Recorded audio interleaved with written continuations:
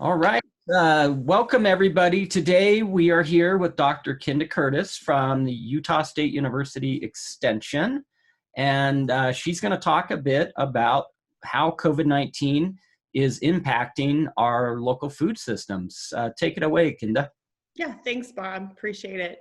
Yeah, as you mentioned, I'm a professor at Utah State University. Been there about 10 years and was here at UNR previous to that.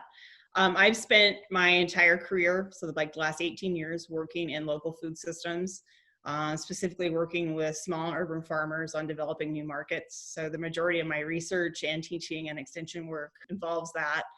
Also with specialty food labeling, consumer concerns about different types of labels or different types of production, that type of thing. So lately, in my extension role at Utah State, I've been doing a lot of work with COVID-19 and helping producers pivot or adjust to some of the changes that are happening. Some of those changes are positive, some are not. And so I'll talk a little bit about that today. So I am posting a weekly blog, and I'd like to encourage you to read that if you'd like. It's called Marketing in Motion, and we'll provide the web link to that later in the session. So yeah, thanks for having me. So Kynda, how specifically are small-scale farmers and ranchers being impacted by COVID-19 right now? Okay, yeah, as I mentioned, there's some good news and there's some bad news. And by small scale, I thought maybe I should define that a little bit. Usually we're thinking of less than 50 acres, but oftentimes as small as 1 and 2 acres. With ranchers, we're looking at less than 20 head, less than 50 head, something like that. That's definition. And a lot of our small scale growers are in urban areas or tend to be in urban areas. We've had in the Salt Lake City area in Utah, we had a lot of backyard urban farmers. And so we've been working with that quite a bit over the last 10 years. A couple of things have happened. Initially, there was, of course, with the restaurant closings, a huge drop off in the restaurant business. Many small-scale growers have been working with restaurants many hours, many years to establish those relationships. And so with the loss of that market, if that was a large part of their marketing, that was a huge impact right away, and not a good one. As I mentioned, they put a lot of effort into maintaining those relationships. And another one is schools. I know here in Nevada, there isn't a lot of farm to school happening, but that was something that was doing fairly well in the greater Salt Lake area, Wasatch Front, so in northern Nevada along the I-15 corridor.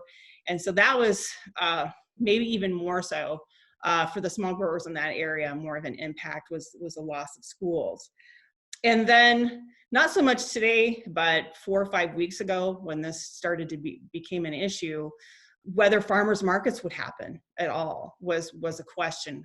And if they would, what would they look like?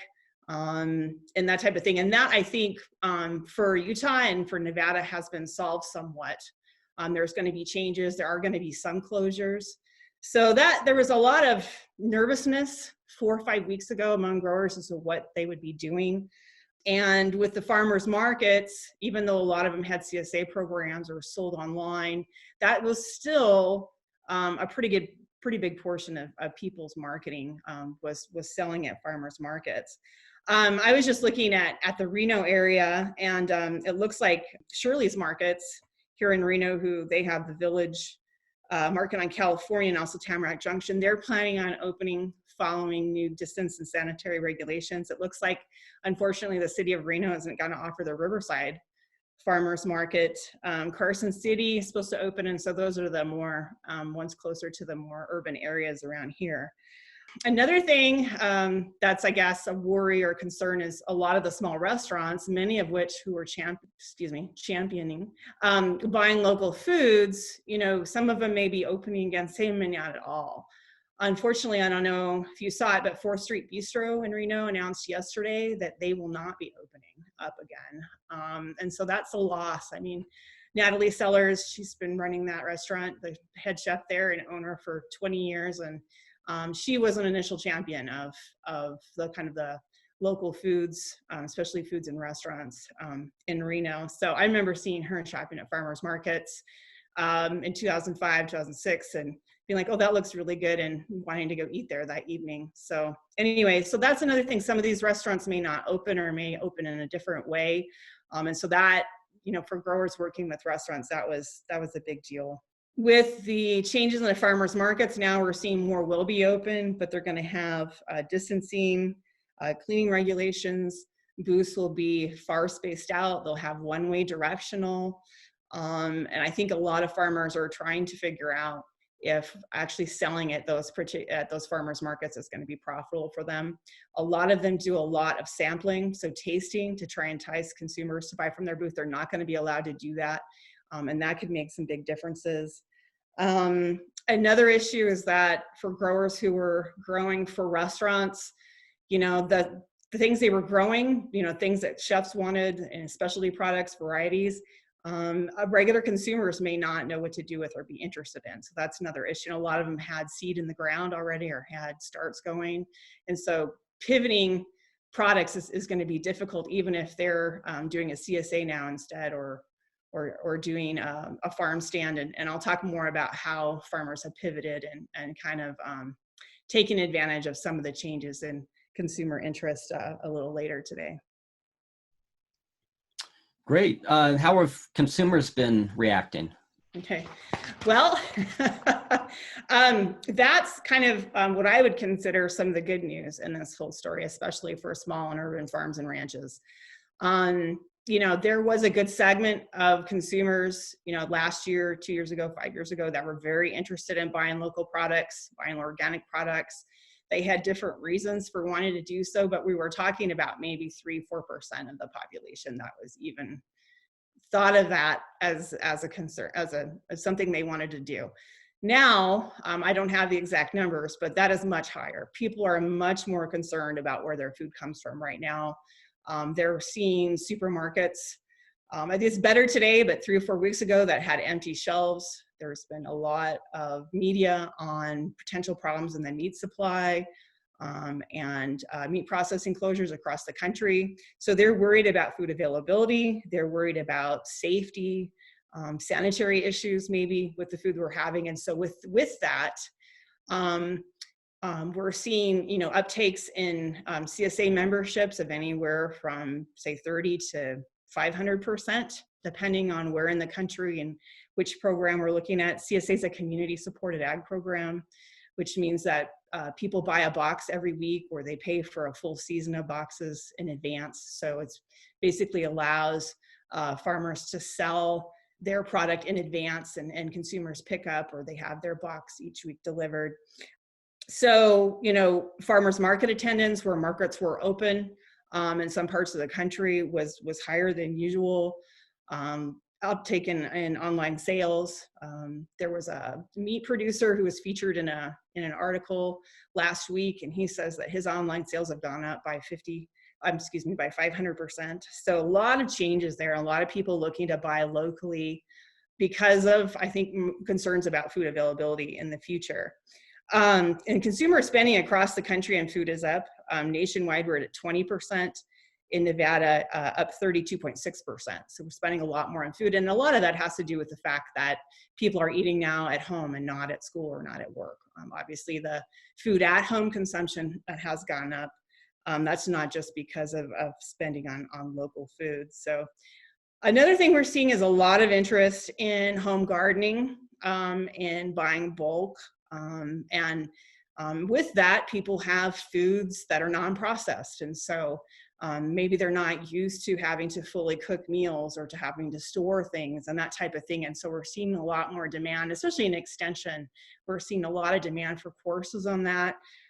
People are even considering, slaughtering and packaging animals and poultry and things like that. And so we're seeing a lot of changes and a movement kind of back to home gardening as well, so that people can take more control over the food that they're going to have. You mentioned farmers having to kind of shift operations a little bit and change what they're doing. What are you seeing?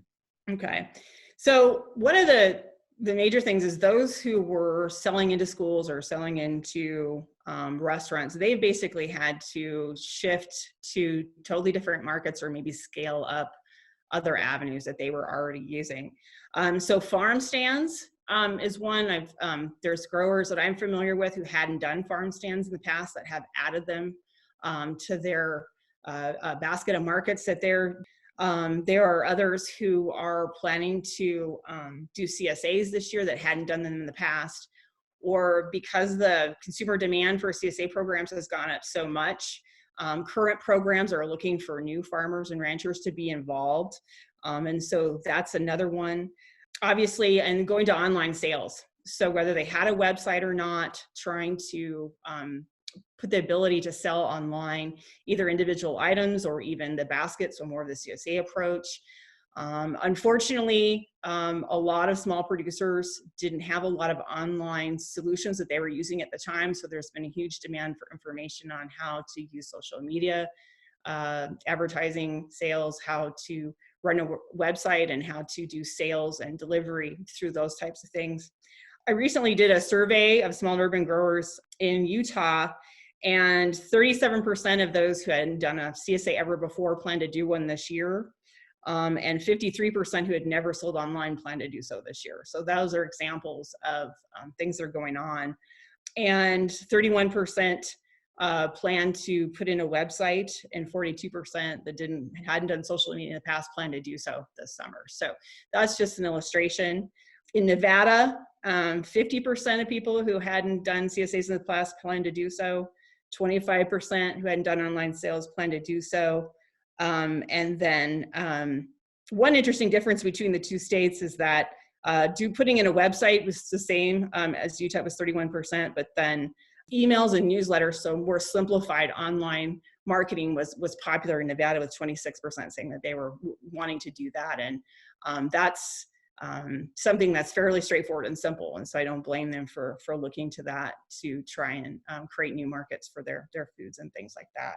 So yeah, in my blog, I've spent the last 4 weeks just talking about online sales platforms and opportunities, and where to go for information, and which platforms and the different types that they have, and how they can be used. And we're seeing in the survey I just mentioned that that's the biggest piece of information people are looking for, is how to take more control over their markets and not be at the mercy of the city or the farmers market manager and that type of thing, and be able to sell and distribute more things online.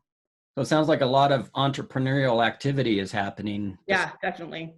Not surprising. It's an entrepreneurial group, but I feel like from the input I've gotten from the growers that, it's not an ideal situation, but they're using I guess the positive in this, and that consumers are more interested in local foods to try new things and move into other things. And I think the long-term investment into online sales will pay off well for them in the future. That's something that probably should have been done earlier, or could have been done earlier. I know we all have hesitate to try new software and try new online things. To do my blog, I had to, basically learn how to do website management that I hadn't done before myself.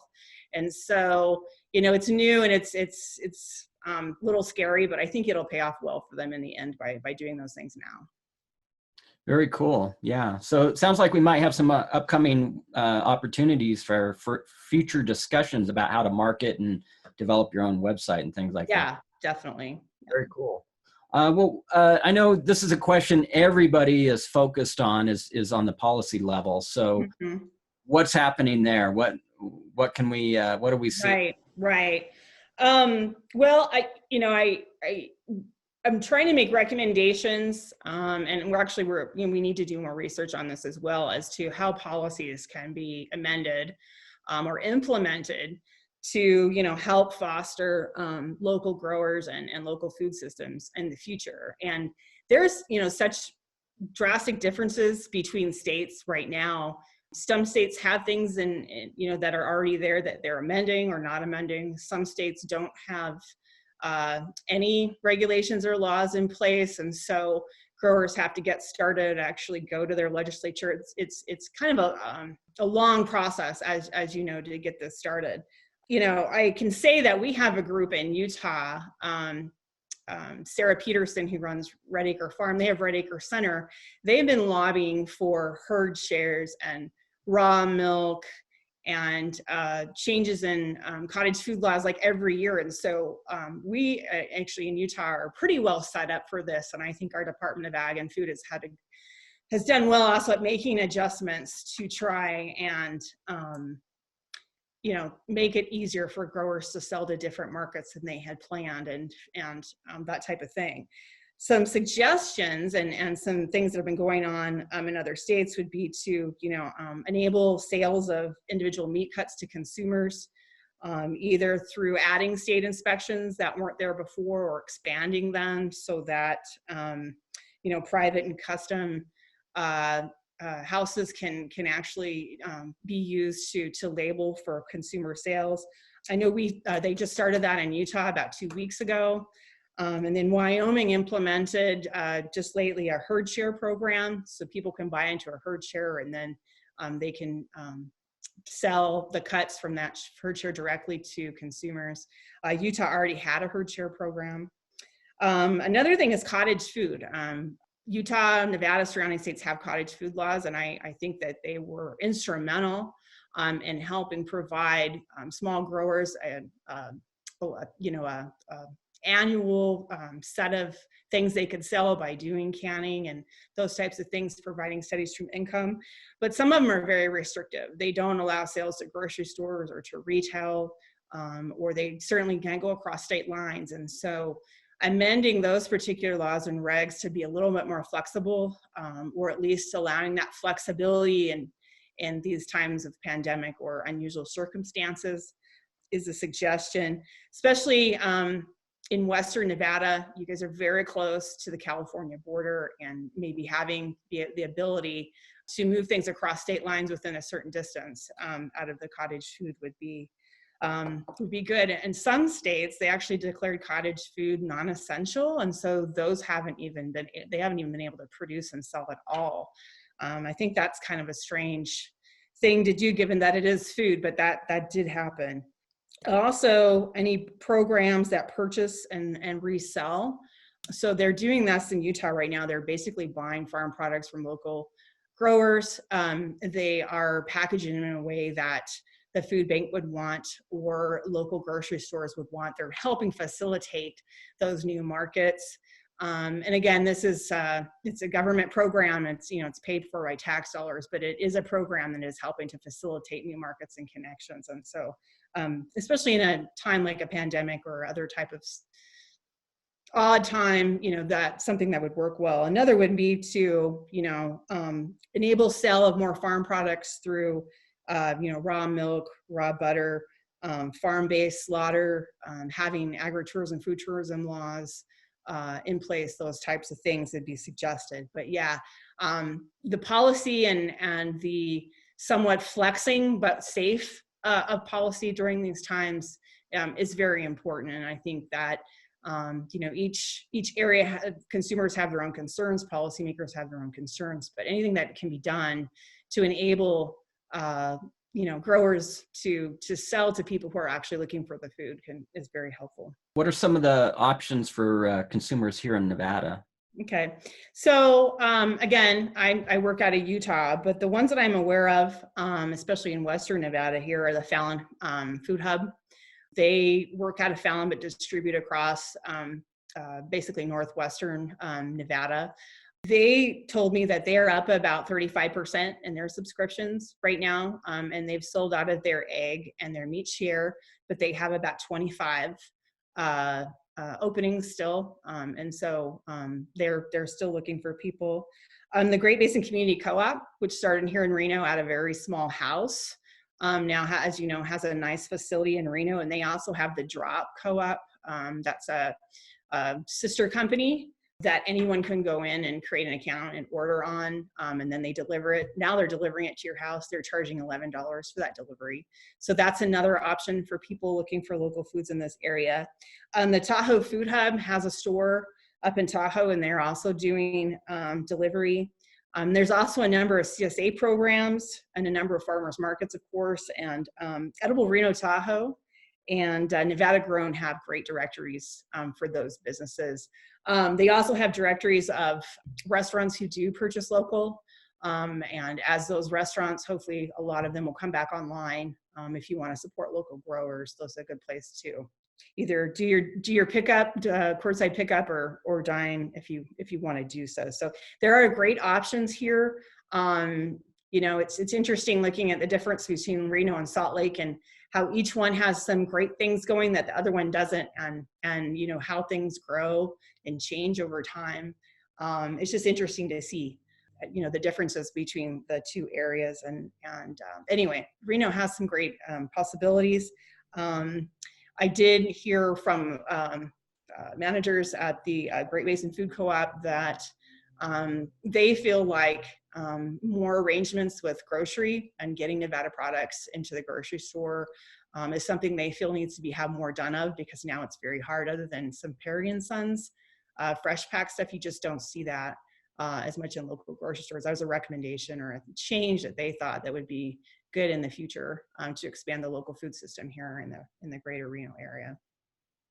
Fantastic. A lot of great information. Any final thoughts that you want to add? And then maybe we have a room full of experts that might Sure. So I wanted to, and again, I know you'll put this information up later, but for those who want to follow along kind of with local food system trends across the nation, a magazine called Civil Eats has been doing an excellent job at that. And so I would encourage you to look at their website, as well as a New York Times food section. They've also been doing a great job. And then I've seen a few articles in Modern Farmer, Western Producer, and then NPR, National Public Radio, actually this last week has had 2 really good articles. And there are several that you can see on kind of the expanding demand for CSAs around the country. And some of the need to not get rid of traditional food systems, but to try to grow our local food systems to be more complete. So, add things like millers and processors and butchers, and so we have a more robust local food system in place. And it's not just growers and chefs or growers and co-ops. We need, to have more of those taking place. It was interesting. So Michael Pollan is in the news again, and recommending, at this point, strangely enough, we actually need a few more middlemen.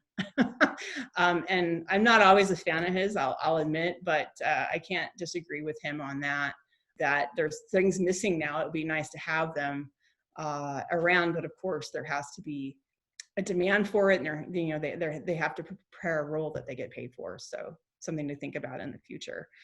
Also, I have the Marketing in Motion blog that's on the USU Extension website that anyone's welcome to. And also, if you're curious about what a CSA is, or why people go to farmers markets, or the different markets and who people are, I've got a number of extension publications that can be searched for there. And then if you're interested in food and agritourism, Susan Slocum, who's actually a graduate of UNR, and we wrote a book on food and agricultural tourism. So that's available through Amazon.com. So I would encourage you to take a look at that if that's something that's of interest to you. So, but thank you. Yeah, fantastic. And we'll make sure to put all this up on the final video. And any questions before we? Yes, I have a question. Kynda, do you see the long-term sustainability? Do you think that the demand in these local food systems is going to continue to increase? I think that a certain section of people who have made changes because of this, maybe they've decided to, buy meat from a local rancher, or they've enrolled in a CSA program for the first time. I don't think they're all going to stop doing that. I think that a certain amount of them will stick with this in the future, even if, COVID becomes a non-issue. Will we have expansive growth going forward forever? No, I don't think so. I think what was great, so through the recession we had, 2008, 2009, 2010, 2011, what was great to see that local food demand continued through that, even though people were food insecure, people were losing their jobs, losing their houses. We saw kind of a steady demand in local foods, and even in organics as well. And I think that it'll probably happen again this time because people will see the change and continue with those habits. Will everyone do that? No. Some people will go back to the way they were doing things before. But I think that the idea that people will stop buying local if they started it all of a sudden, I don't think that's going to happen. Any other questions or final thoughts? Going once. Well, thank you so much, Dr. Curtis. We will get this up online and encourage folks to contact you for more about, what's happening with local local operations. And we know this information might be a moving target just because of the nature of this pandemic. So we're going to try to continue to do these once a week, and stay tuned for more. Great. Thanks so much for having me. Thanks, everybody. Bye-bye.